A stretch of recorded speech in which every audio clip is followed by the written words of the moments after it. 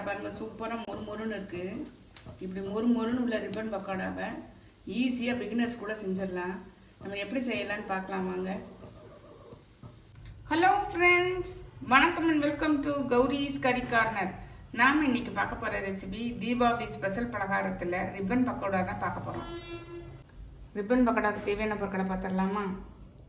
Measuring கப்புக்கு 2 cup அரிசி மாவு எடுத்திருக்கேன். நீங்கள் கடையில் வாங்கின மாவு, வீட்டில் இருக்கிற மாவு, இல்லைன்னா இடியாப்பம் மாவு, எந்த மாவுனாலும் நீங்கள் யூஸ் பண்ணிக்கலாம். அதுக்கு 1.5 கப்பு, அதாவது மெஷரிங் கப்புக்கு 1.5 கப்பு பொட்டுக்கடலை எடுத்திருக்கேன். 1 டேபிள் ஸ்பூன் தனி மிளகாய் தூள், 1.5 டேபிள் ஸ்பூன் ஜீரகம், ஒரு 5-6 பல், பெரிய பல்லாக இருக்கிறதுனால 5-6 பல் பூண்டு எடுத்திருக்கேன். மிக்ஸி ஜார் எடுத்திருக்கேன். இதில் 1.5 கப்பு அந்த பொட்டுக்கடலையை நல்லா திரிச்சிட்டு வந்துடுறேன். திரிச்சிட்டு வந்த மாவை, அதாவது பொட்டுக்கடலை மாவு நல்லா ஜலிச்சு எடுத்துக்கலாம்.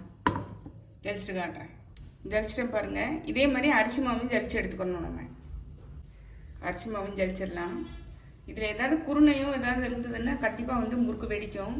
அதனால தான் ஜலிக்க வேண்டியிருக்கு. ஜலிச்சுட்டு காட்டுறேன். அரிசி மாவையும் பொட்டுக்கடலை மாவையும் ஜலிச்சாச்சு. இது இருக்கட்டும் அப்படியேவும். இப்போ இதில் ஒரு மிக்ஸி ஜார் எடுத்திருக்கேன். இதில் இந்த பூண்டு ஒரு 5-6 பல் பூண்டு இதில் சேர்த்துடலாம். பெரிய பல் பூண்டுங்கிறதுனால நான் ஒரு 6-7 பல் பூண்டு சேர்த்துருக்கேன். இங்கே சின்னதுன்னா ஒரு 10-12 சேர்த்துக்கோங்க. இதில் 1.5 டீஸ்பூன் ஜீரகம்,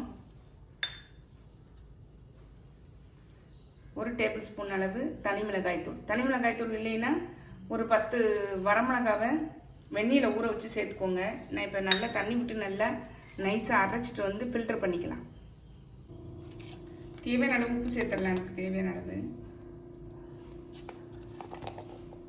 பெருங்காயம் சேர்த்துடலாம். ஒரு 1/2 டீஸ்பூன் அளவு பெருங்காயம் சேர்த்துடலாம்.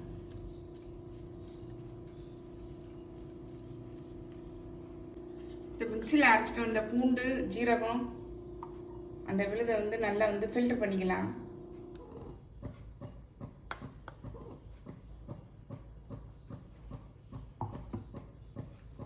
நல்லா ஃபில்டர் பண்ணி நம்ம இதில் சேர்த்துக்கலாம்.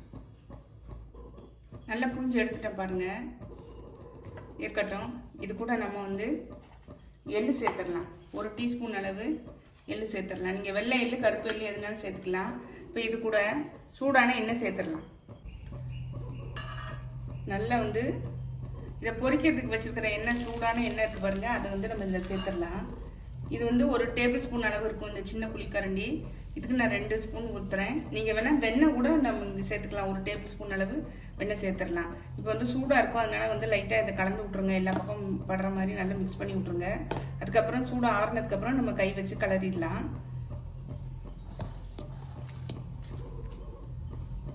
காமிக்கிறேன் உங்களுக்கு. நல்லா சூடு ஆறிச்சு பாருங்கள். நம்ம இப்போ இதில் கொஞ்சம் கொஞ்சமாக கை வச்சு தண்ணி சேர்த்து நம்ம பசஞ்சிடலாம். சப்பாத்தி மாவு பதத்துக்கு நாம் பசஞ்சு எடுத்துடலாம்.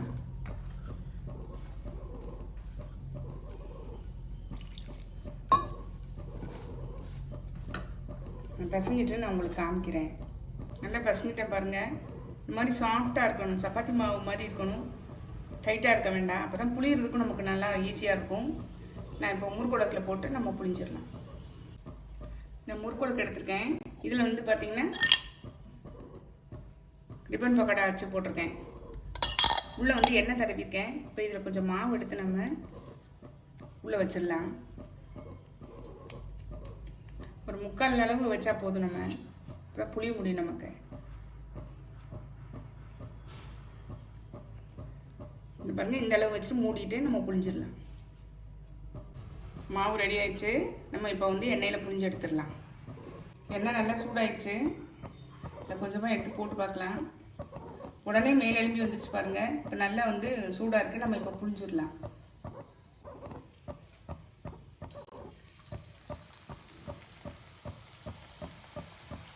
ஒன்று மேலே ஒன்று விழாமல் கொஞ்சம் பிடிச்ச அளவுக்கு தள்ளியே புளிஞ்சு விடுங்க.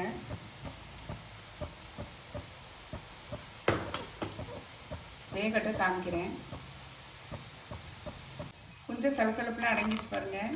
நம்ம இப்போ இதை மெதுவாக திருப்பி போட்டுடலாம்.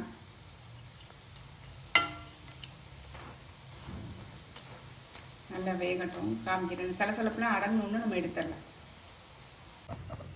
பபிள்ஸ்லாம் ஓரளவு அடங்கிச்சு பாருங்க. நம்ம எடுத்துடலாம். பாருங்க எப்படி சூப்பராக ரெடி ஆயிடுச்சு. எடுத்துடலாம். நம்மளுடைய ரிப்பன் பக்கோடா பாருங்க எப்படி சூப்பராக தயாராகிருக்கு. செம்ம டேஸ்ட்டாக இருக்குங்க. பாருங்க அப்படியே முறுமுறுன்னு இருக்கு பாருங்க. கண்டிப்பாக நீங்களும் ட்ரை பண்ணி பாருங்கள். இந்த தீபாவளிக்கு ட்ரை பண்ணி பார்த்தா கமெண்ட்டில் சொல்லுங்கள். லைக் பண்ணுங்கள், ஷேர் பண்ணுங்கள், சப்ஸ்கிரைப் பண்ணுங்கள். பக்கத்தில் உள்ள பெல் ஐக்கானை கிளிக் பண்ணுங்கள். நாளைக்கு வேற ஒரு ரெசிபியில் உங்களை சந்திக்கிறேன். பை. தேங்க்யூ. நாங்கள் எப்படி முறுமுறுன்னு இருக்குங்க.